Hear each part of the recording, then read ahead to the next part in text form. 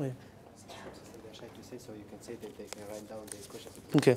Also, you can write down your questions also and send them up, inshallah. I'll try to get as much as I can. We don't have any from the sisters? Okay, we wanted to make it fair.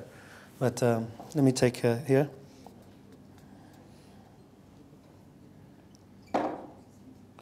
Okay, Assalamu alaikum. Can you please clarify the limitations and restrictions of being with a non-mahram for Allah's sake and saying or replying to I love you for the sake of Allah?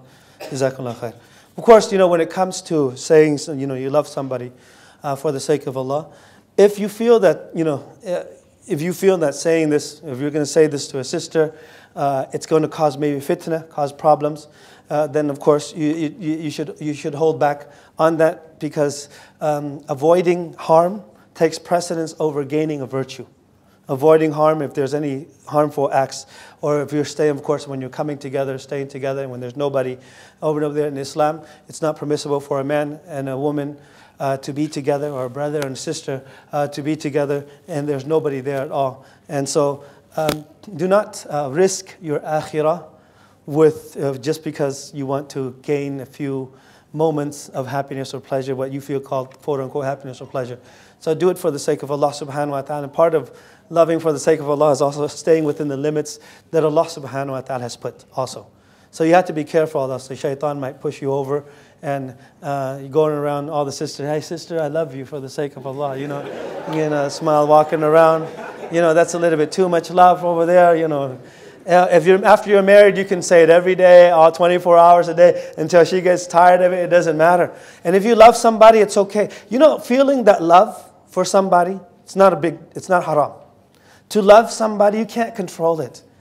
What the Prophet ﷺ ordered us to do is, if you love somebody, then take the means to marry that person. It's hard. I know, guys, what's wrong with you guys? No, just kidding. Do you understand? Take the means to try to marry that person. Do it in a halal way. The Prophet ﷺ, it's not harmful to feel the love, but you do it the right way. Do it the right way. Listen, guys. Listen, sisters. If a guy is not man enough to speak to your father, then maybe he's not the man for you. Trust me. That's who you want. Because if he is beating around the bushes now, what makes you think he won't beat around the bushes after you're married?